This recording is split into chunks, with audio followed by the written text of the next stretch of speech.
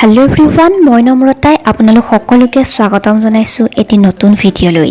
মৰিচিকা ধাৰাবাহিকখনৰ আজি আহিবলগীয়া খণ্ডটি চাবলৈ বহুত বেছি ইণ্টাৰেষ্টিং হ'বলৈ গৈ আছে, কিয়নো যোৱাটি খণ্ডত আপোনালোকে দেখিবলৈ পাইছিল অতুলে মালিকক দৰৱখিনি দিওঁতে দিগন্ত আহি দৰৱখিনি দলিয়াই দিছিল আৰু অতুলক মাৰি থাকোঁতেই সাগৰ আহি অতুলক বচাই আৰু দৰৱখিনি ময়েই আনিবলৈ দিছিলোঁ বুলি কোৱাত দিগন্তৰ বহুত বেছি খং উঠে আৰু মোৰ দেউতাক যি লাগে মই আনি দিম বুলি কোৱাত সাগৰে দিগন্তক নীলাজ বুলি অপমান কৰিছিল আৰু দিগন্তই লাজ পাই পাছদিনা ৰাতিপুৱালৈ এটা পিষ্টল দি যাবলৈ অৰ্ডাৰ দিছিল।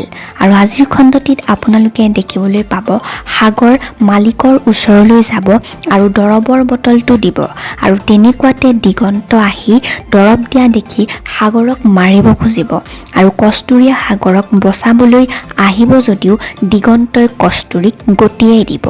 ইফালে আজি কস্তুৰীক ব্লেকমেইল কৰিবলৈ মানুহজন আকৌ আহিব আৰু কস্তুৰীৰ হাজবেণ্ডৰ নাম্বাৰো যে তেওঁ গোটালে সেই কথাটো ক'ব আৰু কস্তুৰীৰ ছোৱালীজনী ক'ত আছে বুলি সুধিব।